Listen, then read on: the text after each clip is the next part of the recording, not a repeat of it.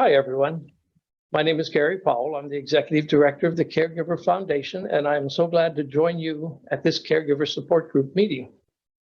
Today, I wanted to talk about building a support network, building strength into your caregiving role. It's important because caregiving can be a very tough road. It can be a hard road to travel. And if you try to do it all yourself, you're going to get beat up and you're going to have a really tough existence as a caregiver. One of the missions of the Caregiver Foundation is to find ways to support caregivers and help make that journey a little bit easier. Today, I want to talk about why do you need caregiving support? Why is a network important? How do you make it work? Well, let's start with the why. Why do you need to have a support network? It's important because you can't do it all yourself. Unless you're a super person, you have superpowers. And if you do, I want to know about them. I'm always interested. But if you're like the rest of us and you don't have those superpowers, you need to have a network that you can turn to make you become a super caregiver. Not doing it all yourself means you have a stronger set of resources and a stronger network that you can use to provide quality caregiving to the person that you love, the person that you're providing care for. You need to know when you need caregiving. Even if you're not caregiving today, I recommend that the when of building your network is now. Building in advance will give you a head start on your caregiving journey and make it much easier for you. Where do you need the support? It's really important to identify the exact place that you need support. Is it at home with your loved one? Is it in your working place with you? Is it at just a community center where you're trying to interact and provide care for others? What is the setting that you have that you need care? Most of us are going to have multiple settings. Goes without saying that usually we think about care at home. But sometimes our loved one is in a facility and we need help in trying to manage our care support for that facility. So think about where it is you need the support, because when you build your network, you're going to have different types of people who can support in different areas. You need to be specific with your support network in being able to say, this is the kind of help that I need. This is the support I need. Maybe it's just someone that you can talk to when you're feeling angry, when you're feeling upset or overwhelmed. Maybe it's someone that can come in and actually help do some of the work at home. Maybe it's someone who is going to be able to support your role at work and help your employer understand your role as a caregiver and how that may impact your work, your job. So think about all those things as you think about developing a support network. Why do you need to build a support network is pretty simple. Your health, your sanity, your well-being. And because of those, the health, well-being, and quality of life, I guess you could say, of the person that you're providing care for, your loved one. You need to be able to have support with stress. You need to be able to have options in your caregiving role to give the person that you love the best quality of care possible. If you stress out and you have no support and you become a grumpy old person trying to care for someone, how do you think that care is going to be seen from their eyes? When you're totally stressed out, what they're seeing is you don't want to be here, you're tired of this, you wish you didn't have to do this role. That's not the message we want to put across when we're caregiving. We want to be able to be compassionate, understanding, patient, all those wonderful things that are really hard to do when we're totally stressed and totally wiped out because of our caregiving roles. Many people tell me, but there is no one who can help. I'm all alone. Nobody in my family will help. There's nobody. That's only true if you choose to make it true. There is help. There are support networks that you can tap into. There are support groups. There are professional caregivers. There are all kinds of agencies out there, but you have to build those connections now to be able to use them. It's very difficult in the middle of a crisis to be able to know who to call if you haven't done any preliminary work. So how are you going to do that? Think about where you can find those resources. We all use the internet today.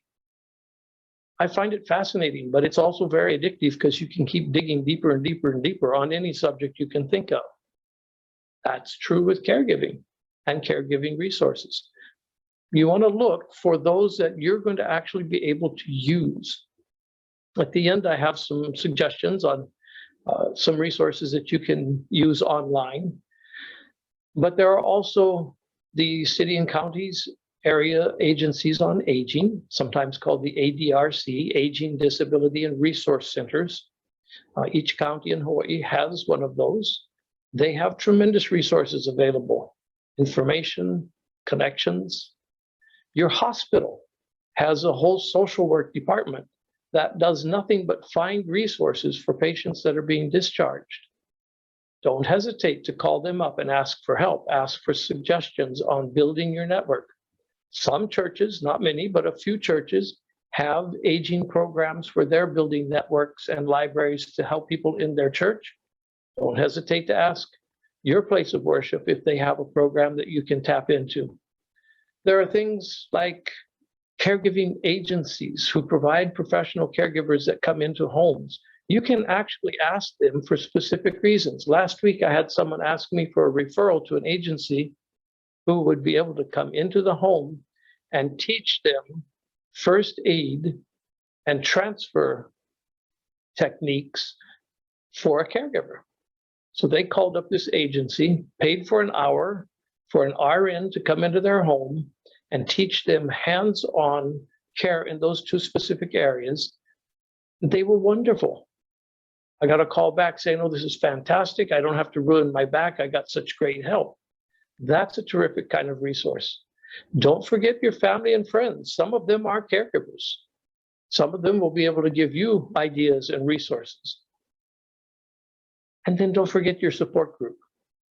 Get involved with this support group. Get involved with a different support group, but get involved in a support group. There are tremendously important people that come into your lives through a support group. So make sure that you're doing that. Now, you need to cultivate those resources. Just identifying them is not enough. You can have a whole list. I can give you pages of resources that you could use. But unless you've developed a relationship with those resources, then when you need to use them, you're starting at the very beginning, trying to figure out what it is they do, how it applies to you, how can you make it work.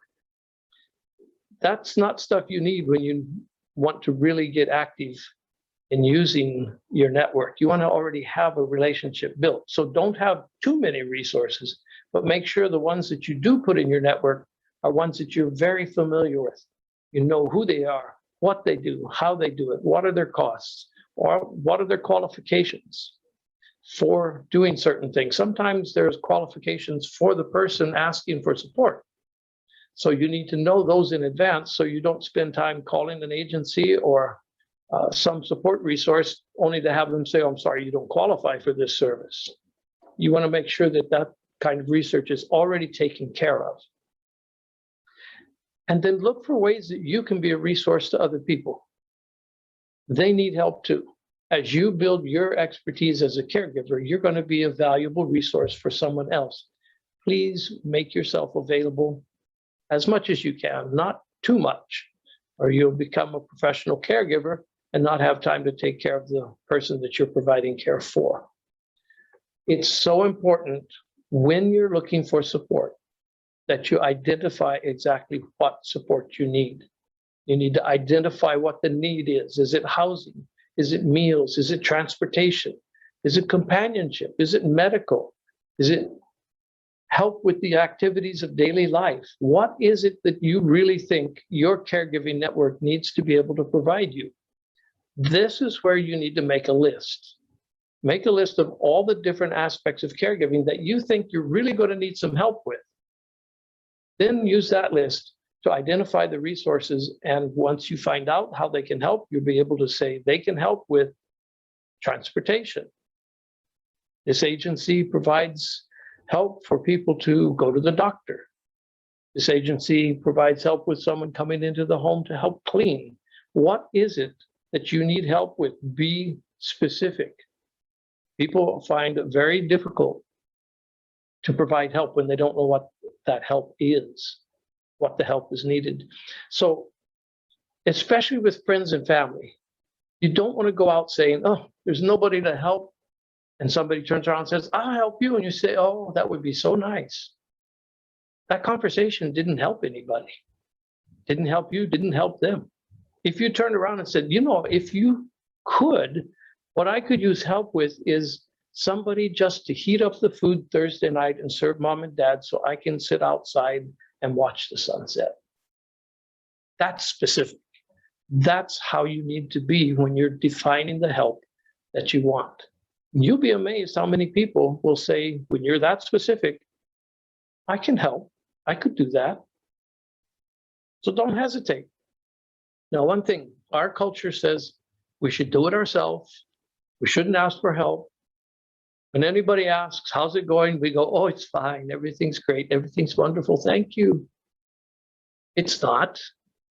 So don't lie to yourself or anybody else. Make sure you build a network that you can be honest with. So when you're needing help, you don't have to explain what's going on all over. You want to have people who know what caregiving is about so that they are an active and involved and capable part of your caregiving network, your support group. There are two ways that you need to think about having a backup plan that uses your support network. The first one is what I call an inconvenience plan.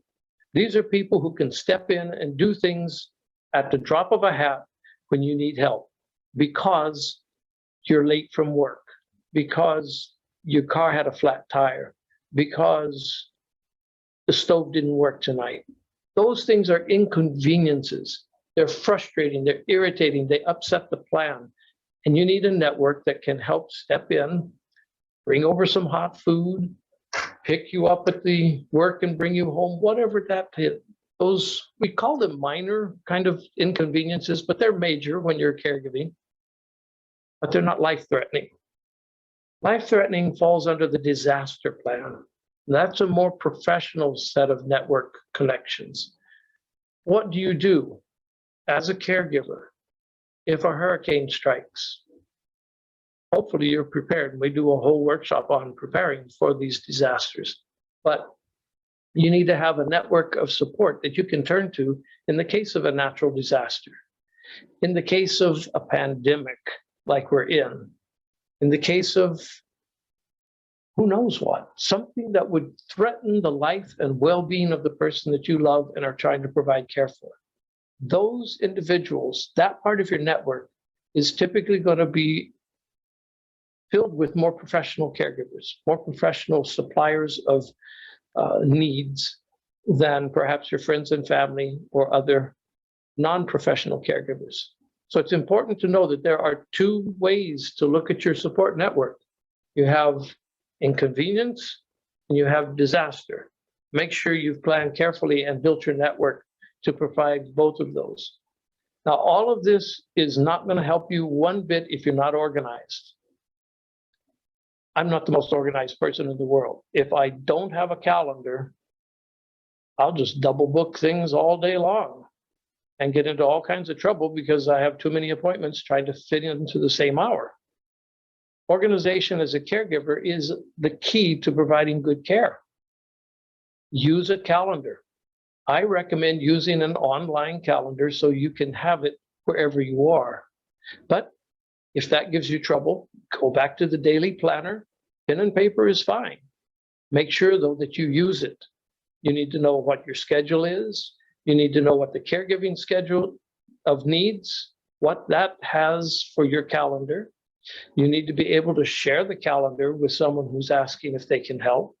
You need to be able to look at the calendar and make adjustments quickly if that's needed. Without organization, you're going to have a very, very tough role as a caregiver. If you're not currently caregiving, great. You have the chance to really organize how your caregiving is going to be approached and work your network into that organization.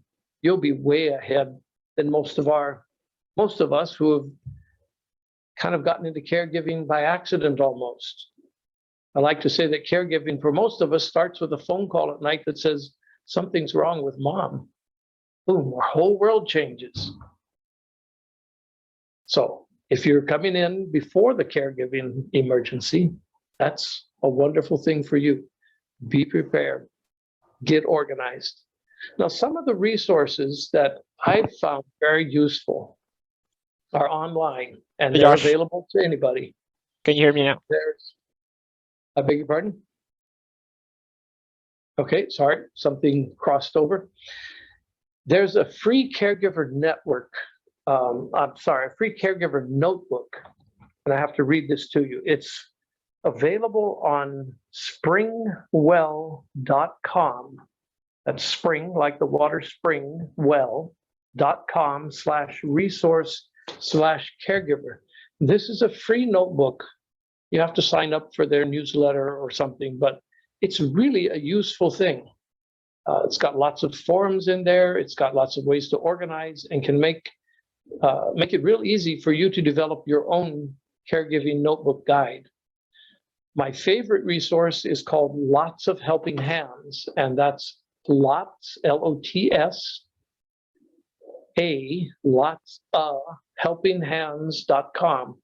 This is a wonderful resource. It's a calendar combined with a reminder program, combined with a way that people can sign up on the calendar to help do different things, and the computer system or the internet system sends them reminders of what they've signed up for. And you can share updates and pictures. I really find that that is a tremendously good website. For resources, there's, of course, our website, thecaregiverfoundation.org. There's a lot of information on there. AARP has an extremely good caregiving section at their website at aarp.org. And the Family Caregiver Alliance at caregiver.org has a tremendous resource. We'll put those resources up on the follow-up email that Leanne will send out later. But take a look around, build your resources, get into them, find your network contacts, build those up, and prepare yourself for caregiving, or get yourself organized so the rest of your caregiving journey won't be so hard, won't be so disorganized, and won't be so stressful. So thanks for letting me share with you a few of my thoughts about building a caregiving support network and having the strength that comes from that effort. So thank you so much for caregiving and for caring about others. Leanne? All right, thank you, Gary. I don't know about the rest of you, but as Gary was talking, I thought, oh, this little segment of his talk, we could have a whole workshop session about, how to identify the when, where, what services could really help in my situation. So we'll have a few minutes of Q&A. And so if you'd like to put your question into the chat feature or use the reactions button to raise your hand. And well, Gary, we do have one question, but before we get into questions from our audience, I want to go back to the first step about asking for help, because of course, the first step is usually the most difficult. And you started out your talk by saying, you're not a superhero. And then later on, you said it's a natural reaction when someone asks, how are you? I'm fine, when really I'm not. And so I think a lot of caregivers, it's not that, we're either fine or that I'm trying to be a superhero. It's just kind of identifying within oneself that I need help. So could you speak about that first step? Sure. The first step is actually being able to organize what it is you're doing. So when I talk about organizing, it's not just organizing the time and the people, it's also organizing what is needed. You have to be very realistic with yourself and list all the different aspects of caregiving that you can think of that may be part of your journey. And then honestly look at yourself and say, which of those areas do I need some help with? I'm going to give you a very personal example. My mother fell down and broke her leg a few years ago, quite badly. And when she was discharged from the hospital, she was just discharged to my house, which is a single level house at that time. That was fine. I thought, great, Mom doesn't have to worry about stairs and everything. She can be here with us and that's going to be fine. Until the evening when it dawned on me that she needs to go to the bathroom and she needs to take a bath. And I'm not prepared to do that, to assist with that. I hadn't thought ahead enough to prepare myself for that. Thankfully, I have a wonderful wife, and she just stepped in and took care of everything. So that was a good result for me. But that I'm sharing with you so you understand that you need to be that specific in identifying what your needs are so you can be honest with yourself. So the first step is being honest with yourself enough to know that giving my mother a bath is something I wasn't prepared for. I wasn't thinking far enough ahead. When we do go to ask somebody for help, it's one of the hardest things to do because we're saying to ourselves, and this is because our culture does this to us, what we say to ourselves subconsciously is, we're not enough. We're not good enough. We're not capable enough. That kind of subconscious talk has got to be consciously recognized and set aside as a caregiver. Sometimes it helps to write those thoughts down and to actually put them in a box that you can close the lid on. That sounds silly, but it can really help your mental outlook. If you start feeling, oh, I'm a failure, I can't do this, I got to ask for help. Write down, I'm not a failure. And on another one saying, I feel like a failure, put that one in the box and put the lid on it, and then get on with the work of determining that the best way you can serve the person you love is by finding that help. So kind of turn it around. You want to do the best job possible. That's going to mean you need some help. Identify that help and then identify how to get it. And do it on a small thing so you get a little bit used to asking for help. And then do it consistently. And then when you really come up against a big problem, you'll be much more prepared to be able to share what seems like very personal information with someone that you're asking for help. Does that help? I think so. Again, there were several pieces in there that we could take out and conduct a process with the caregivers. But, to all of the caregivers, I just want to mention that this presentation is being recorded and it will be posted to Zoom. And so you can go back to Gary's talk and then start and stop whenever you'd like to have a refresher. Sully has a question. How do I get involved to be active with help? How do you get involved to be active with help, meaning providing help or asking for help? Sully, would you like to unmute yourself and ask the question? Sorry. Okay. Can you hear me?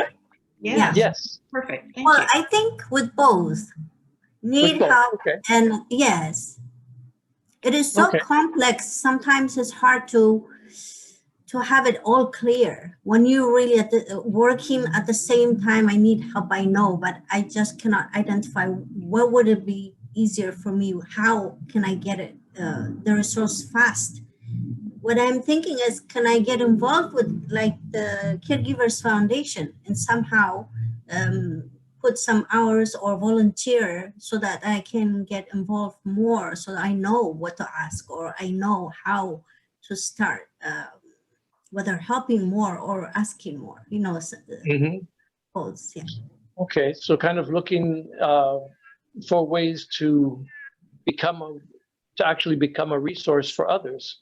Yes, That's I really that's love good. my job, but I think I'm burnt out, and I Mhm. don't know.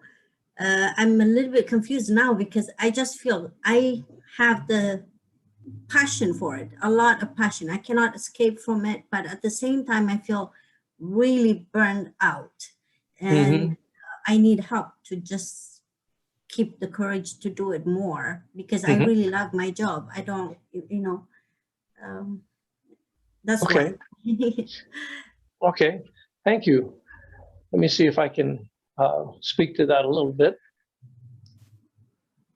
When you're wanting to become more of a resource, both for yourself and for someone else, Yes. one of the best things to do is to actually attend a caregiver training program. Yes. Alzheimer's Association has an excellent training program for caregivers of folks with dementia, but the principles of that course apply to any kind of caregiving situation. So that's something you could do, sign up for one of their courses. I believe it lasts 6 or 8 weeks. That would help a lot. Also, contact Catholic Charities. They do have a series of, I do. I do attend okay, some of the okay, that's online. wonderful. Those are really good. We have a program that we haven't been able to do because of the pandemic called Caregiver Boot Camp. We do hope to be able to present that in a virtual format, uh, hopefully before the end of the year, and we'll be letting everybody know if we've managed to pull that off. So that's a really good thing. Making yourself build information from that type of, from those talks or workshops or things like that, that's a very good place to start. Also, in building a relationship with another caregiver, someone that you feel is doing a great job. That's a good way to link I'm in with finding, somebody. yeah. I'm Mhm. finding it hard to have a connection with different caregivers. We're Mhm. all so taken by the job. Yes. We're running every day. Sometimes it's really hard to have that moment we say, okay, let's have a coffee and talk about it. Yes. Um, I understand. I do understand that. That's why caregiver support groups like this are so important, because they do give you that brief moment that you can be with other caregivers right now virtually, but yes. connecting with caregivers that know what you're talking about and understand. So I really recommend maintaining that as a primary thing for you to do to build those resources. Mhm. There's no easy answer in how to actually step out and build a connection. You have to just keep looking for the opportunities that allow you to be involved with other caregivers and with professional providers of caregiving. Uh, we don't have a volunteer opportunity right now because of Mhm. COVID. Yes. Uh, Even our own staff, most of our clients, we cannot see them face to face. Mhm. So it's right now it's a very difficult time for Yes, everyone. I have tried different places for volunteer. It was declined, so I understand. Yeah, Yeah. yeah. Yeah. But hopefully we're going to get ahead of the pandemic and be able to look back and say that was a tough time, but we're stronger for it and be able to be in person more. Mhm. I will be, if you drop me an email, I will Yes. try to think of some other opportunities for you, Oh, thank you. and I Yes. will reply. By the way, if you do email me, anybody, I will Mhm. answer. Okay. So feel free. Thank Okay. you. All right, Gary. As I've said, there's so many little pointers in your talk. I wish there was more time to elaborate on each one, but we do want to be respectful of our caregivers' time. We will be ending the video now.